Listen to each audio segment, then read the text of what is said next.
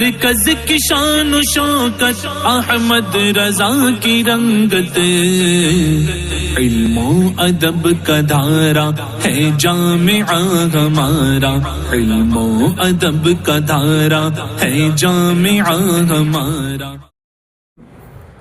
الاختلاف فی الروایتین عن الامام من وجوہ۔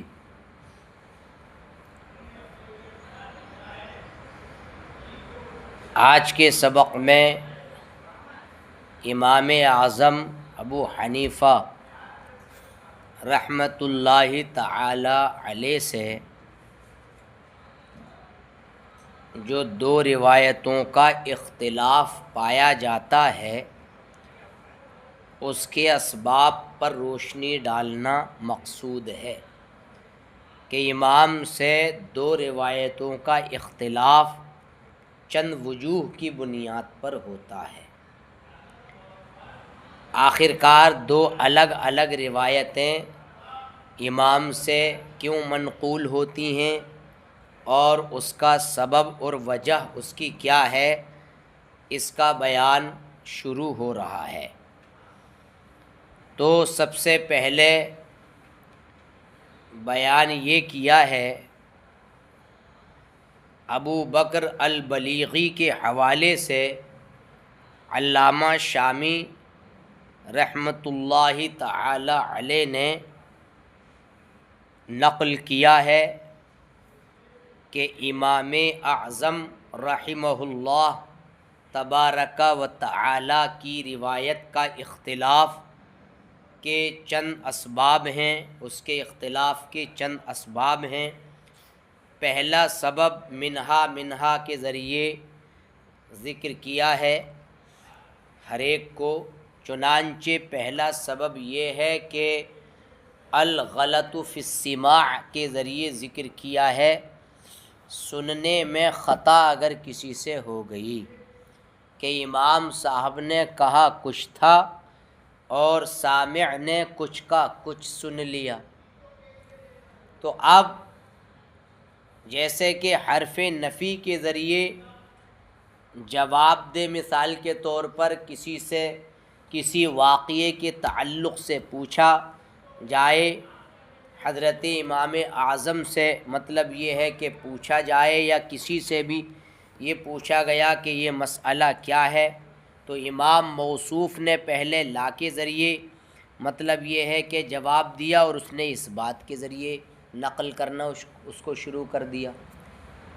تو راوی پر مشتبہ ہو جاتا ہے۔ لہٰذا جو راوی نے سنا اور سننے میں جو غلطی واقع ہو گئی، اسی غلط سنے ہوئے کو راوی نقل کرتا جاتا ہے اور وہی غلط فی السماع جو اس سے ہوا تھا وہ ہم تک منقول ہوتا جاتا ہے۔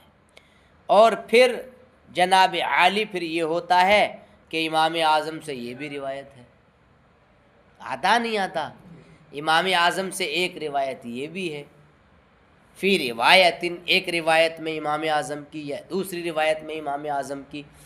تو کبھی کبھی الغلط فی السماع، سماع میں غلطی واقع ہونے کی وجہ سے مطلب یہ ہے کہ یہ ہو جاتا ہے اور راوی پر مشتبہ ہو جاتا ہے معاملہ، تو جو سنتا ہے راوی اس کو نقل کرتا چلا جاتا ہے، یہ ہے۔ دوسرا سبب یہ بیان کیا گیا ہے کہ کبھی کبھی امام اعظم کا کوئی قول ہوتا ہے، فرمان ہوتا ہے، اور ایسا قول ہوتا ہے کہ امام اعظم نے اس سے رجوع کر لیا ہے، اور جو بعض لوگ ان کی بارگاہ میں آتے جاتے ہیں لگاتار، کوئی روز آتا ہے بارگاہوں میں، یہ دیکھا ہوگا آپ نے، حضرت کی بارگاہ میں بھی ایک عام انسان ہے روز ہی آتا ہو، یہ ہوتا ہے کسی میں عقیدت۔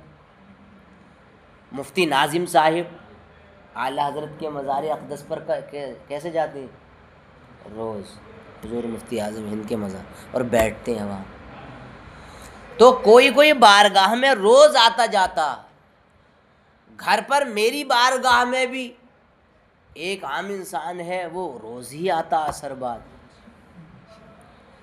وہ ایک ہی آتا بس. اور میں دلائل الخیرات شریف چونکہ پڑھتا ہوں ہر دن، جب سے میں نے اجازت لی ہے میں نے ناغہ نہیں کیا ہے، نہ کرتا ہوں، جو میرے معمولات ہیں. تو اسی وقت چونکہ میں پڑھتا ہوں، پڑھ کے دم کرتا ہوں میں، تو لوگ پانی رکھ جاتے ہیں اور یہاں دم کروا لیتے ہیں سب. تو جنہیں عقیدت ہے یا شوق ہے، نہ مجھے ان سے کوئی لالچ، نہ انہیں مجھ سے کوئی لالچ ہے دنیاوی. بس وہ یہ چاہتے ہیں کہ ہمارے اوپر پھونک ڈل جائے گی تو فائدہ اخروی بھی ہوگا ہمیں اور دنیاوی بھی فائدہ ہوگا. تو وہ آدھا گھنٹے تک وہیں بیٹھا رہتا ہے اور بنا اطلاع کے روز ہی آتا ہے. میں نہ ہوں اگر تو الگ بات ہے، دیکھ کے چلا جاتا ہے، لیکن آتا روز ہے. اب اسے کچھ نہ کچھ فائدہ ملا ہے تبھی تو اتنی دور سے پیدل چل کے آتا وہ. اور میرا پڑوسی نہیں ہے بغل کا، وہ کافی دور سے آتا ہے وہ. تو چونکہ میرے معمولات میں 3 معمولات ایسے ہیں کہ میں کبھی ان سے ناغہ نہیں کرتا ہوں. نمبر 1 دلائل الخیرات شریف ہر دن کی مکمل جو ہے اس کو پڑھنا قبلہ رخ ہو کر با جماعت نماز کے بعد. نمبر 2 الوظیفۃ الکریمہ کتاب ہے ایک چھوٹی، اعلیٰ حضرت کے معمولات ہیں اس میں جو کرتے تھے آپ، اس کو پڑھتا ہوں، 15 منٹ لگتے ہیں.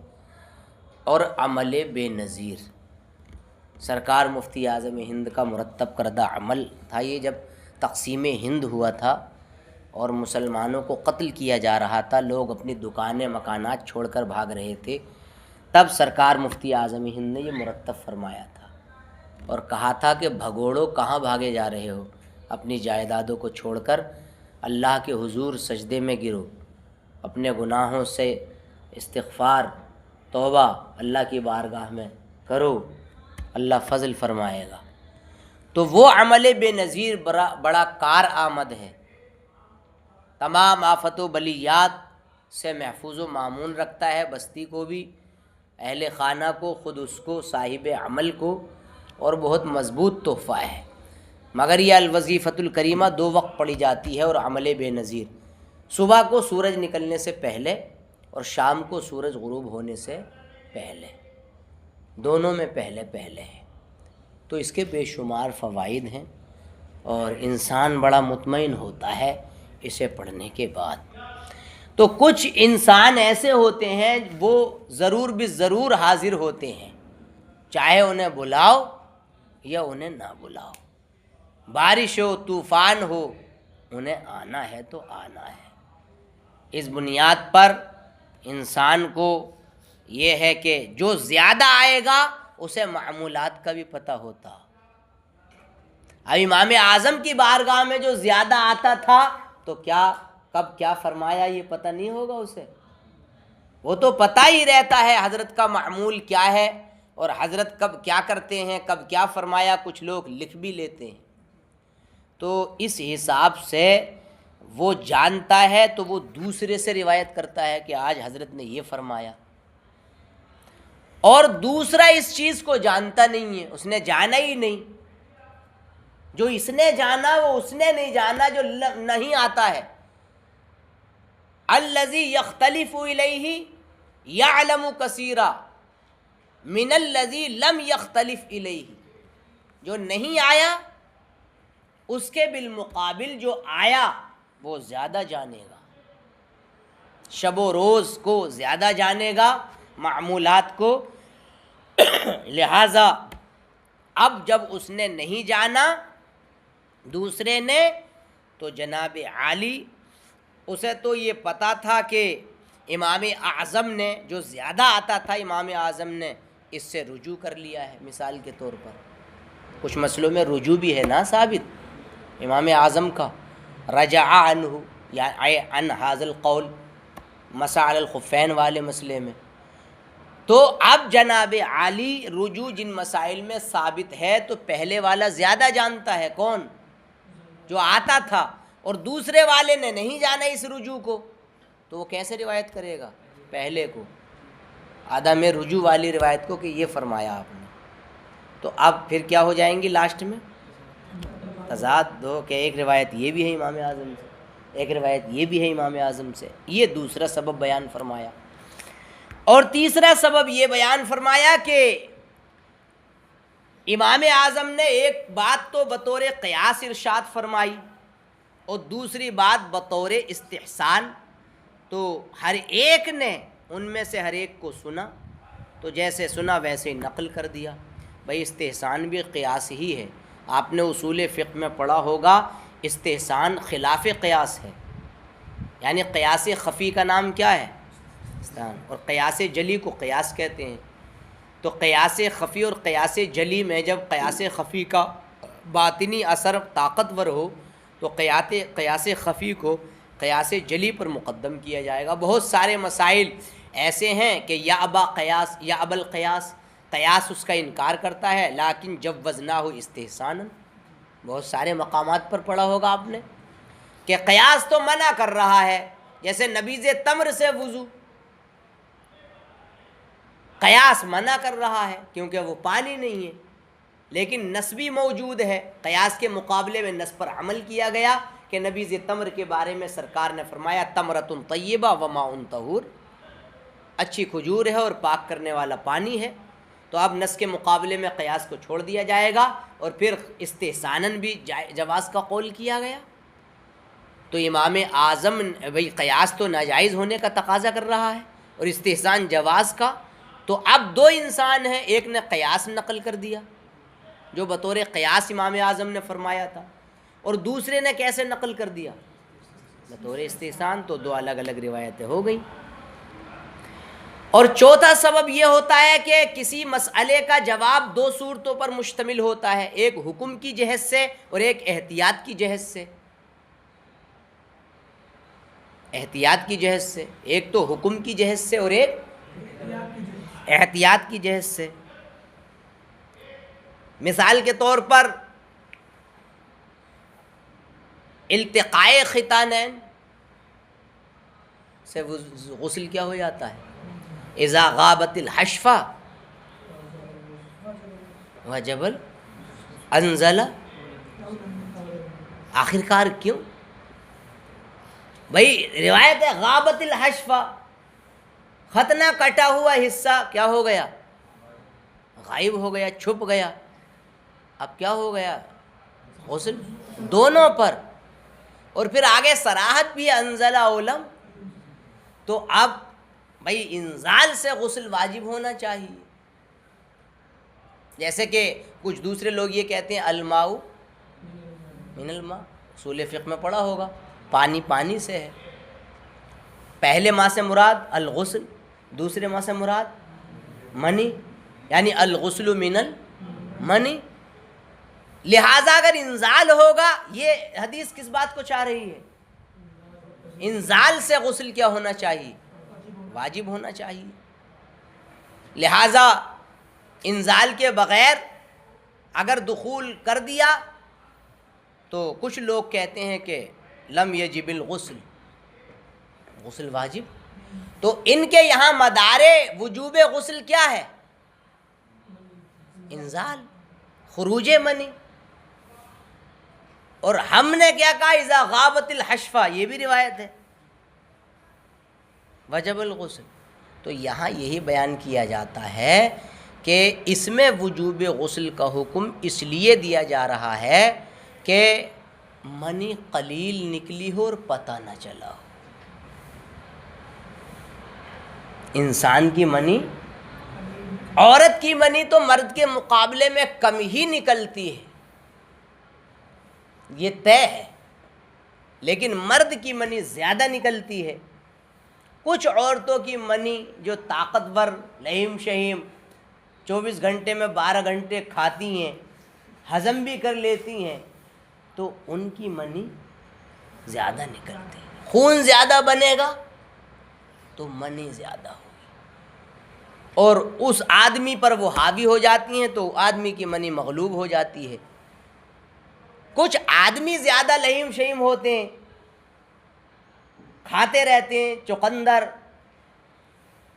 انجیر دودھ کے ساتھ، کھجوریں آدھا کلو دودھ میں اٹھا کر، دیسی گھی، سٹی سے جا کر کے دیسی مرغ لاتے ہیں اور ذبح کر کے اس کو تناول کرتے ہیں۔ تو جو کھان پان پہ دھیان دیتے ہیں تو خون بنتا ہے، خون بنے گا تو منی بنے گی، منی زیادہ بنے گی تو نکلے گی بھی زیادہ۔ کچھ نل ڈکار جاتے ہیں، ارے پانی ڈال کے اس کو لانا پڑتا ہے نا، سوکھ جاتے ہیں کچھ نل، دیکھا ہوگا گاؤں میں چلاتے ہیں، پانی ہوتا ہے ان میں، کیا کرتے ہیں عورتیں ڈالتی ہیں تو وہ اور پھر اس کو نیچے سے لاتا پانی، وہ تب صحیح ہوتا۔ کچھ نل ایسے ہوتے ہیں کتنا بھی گرمی پڑ جائے ایک ہاتھ لگاؤ گے پانی نکلتا۔ تو ان میں کیا، ان کا پانی لیول کبھی خشک نہیں ہوتا ہے، ہمیشہ پانی تیار رہتا ہے، اور جن کا خشک ہو جاتا ہے وہ لیول چلا جاتا ہے نیچے کو۔ تو ایسے ہی اس کا حساب ہے، لہٰذا خروج منی اصل ہے وجوب غسل میں، مگر ہم نے احتیاطاً کس کا قول کیا؟ اگر حشفہ چھپا دیا ہے تو چاہے انزال ہو، غسل اس لیے واجب کیا تاکہ کبھی کبھی بہت کم منی نکلتی ہے اور پتہ بھی نہیں چلتا ہے، تو احتیاط پر عمل کرتے ہوئے ہم نے کیا کہا؟ غسل کرو۔ تو یہ بھی اختلاف کا ذریعہ بن جاتا ہے۔ دیکھیے، لیکن ذکر بعدہ، لیکن اس کے بعد امام ابو بکر البلیغی سے روایت میں، یہ درر کی عبارت میں یہ آیا ہے، ان الاختلاف فی الروایت عن ابی حنیفہ من وجوہ، کہ امام اعظم سے روایت کا اختلاف چند طریقوں سے ہے، منہا الغلط فی السماع، ان میں سے ایک روایت یہ ہے سماع میں غلطی، کأن یجیب بحرف النفی، جیسے کہ حرف نفی کے ذریعے وہ جواب دے جبکہ کسی واقعے کے تعلق سے دریافت کیا جائے اور کہے لا یجوز، تو راوی پر مشتبہ ہو جاتا ہے تو وہ جیسے سنا ویسے ہی نقل کر دیتا ہے۔ ومنہا، دوسرا سبب یہ ہے ان یکون لہ قول، امام موصوف کا کوئی ایسا قول ہو قد رجع عنہ، کہ امام موصوف نے اس سے رجوع کر لیا ہو، ویعلم بعض من یختلف الیہ رجوعہ، اور جو ان کی بارگاہ میں ہر دن آتا رہتا ہے ان میں سے کوئی آپ کے رجوع کو کیا کرتا ہے؟ جانتا ہے، فیروی الثانی، تو وہ دوسرے قول کو کیا کر دیتا ہے؟ مرجوع الیہ، جس کی طرف کیا کیا ہے؟ یعنی رجوع کیا ہے۔ والآخر لم یعلمہ، دوسرے نے اس کو جانا نہیں ہے، فیروی الاول، تو پہلے کو وہ روایت کر ڈالتا ہے۔ تیسرا سبب یہ ہے کہ امام موصوف نے دونوں قولوں میں سے ایک قول کو بطور قیاس ذکر کیا، والآخر علی وجہ الاستحسان، اور دوسرے کو استحسان کے طریقے پر، تو ہر ایک ان میں سے ہر ایک کو سن لیتا ہے تو جیسے سنا ویسے ہی نقل کر دیا۔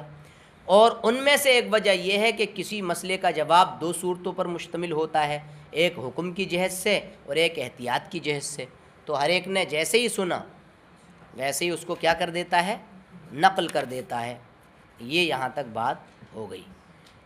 تو اس طریقے سے یہ کتنے اسباب ہو گئے؟ 4۔ لاسٹ میں چلتے چلتے یہ فرماتے ہیں، قلت، علامہ موصوف میں کہوں گا، فعلا ما عدا الوجہ الاول یکون الاختلاف فی الروایتین من جہت المنقول عنہ ایضاً، اس پہلی والی صورت کے علاوہ، الغلط فی السماع، پہلی والی صورت کے علاوہ دو روایتوں کا اختلاف امام اعظم سے منقول عنہ کی جہت سے بھی ہوتا ہے، جہاں سے لیا گیا ہے اس عبارت کو وہاں سے بھی اختلاف ہو جاتا ہے۔ کیوں؟ لِابْتِنَاءِ الاختلاف فیہما علی اختلاف القولین المرویین، کیونکہ دونوں میں اختلاف کی بنا دو مروی قول کے اختلاف کی بنیاد پر ہوتی ہے، یعنی دو مروی قول ہیں اور الگ الگ ہیں، تو ان دو مروی قولوں کا اختلاف یہ لازم ہوتا ہے دو روایتوں کے اختلاف کو، فیکونان من باب واحد، تو وہ ایک ہی قبیل سے ہو گیا۔ اس طریقے سے دو قولوں کا اختلاف، یہ دو روایتوں کا اختلاف ہو گیا اس تقدیر پر۔ اور اس کی تائید اس سے بھی ہوتی ہے، ان ناقل الروایتین قد یکون واحدا، کبھی کبھی دو روایتوں کو نقل کرنے والا کیا ہوتا ہے؟ ایک۔ کیوں؟ فإن احدى الروایتین قد تکون فی کتاب من کتب الاصول، کیونکہ دو روایتوں میں سے کوئی ایک روایت یہ کبھی اصول کی کتابوں میں سے کسی ایک کتاب میں ہوتی ہے اور دوسری روایت کتب نوادر میں ہوتی ہے، بلکہ کبھی کبھی ایسا ہوتا ہے کہ دونوں روایتوں میں سے ہر روایت کتب اصول میں ہوتی ہے، اور ساری کی ساری ایک ہی کی طرف سے اکٹھا ہے معاملہ، یعنی ایک ہی انسان نے ساری روایتوں کو جمع کیا ہے اور وہ امام محمد رحمۃ اللہ تعالی علیہ۔ لہٰذا یہ چیز پہلی وجہ کے منافی ہوگی، کیونکہ غلط فی السماع کے یہ منافی ہے، اور دوسری وجہ سے دور ہوگی، دوسری وجہ جو رجوع والا قول ذکر کیا، لہٰذا دونوں وجہ تو ایسے نکل گئیں۔ فالاظہر علی الاقتصار علی الوجہین الاخیرین، تو اخیر والی دو وجہوں پر اکتفا کیا جاتا ہے زیادہ تر، یعنی کبھی بطور قیاس اور کبھی بطور استحسان، اور کبھی حکم کی جہت سے کبھی احتیاط کی جہت سے، لیکن لا فی کل فرع، لیکن ہر مسئلے میں ایسا نہیں ہے کہ جس میں روایت کا اختلاف ہو گیا ہو، بلکہ بعض مسائل میں ایسا ہوتا ہے کہ کبھی دونوں میں سے ایک، اور مطلب دونوں میں سے ایک کے لیے ہوتا ہے، یعنی قد یکون لاحدہما، دونوں قولوں میں سے ایک پر عمل ہوتا ہے، اور بعض دوسرا دوسرے کے لیے ہوتا ہے۔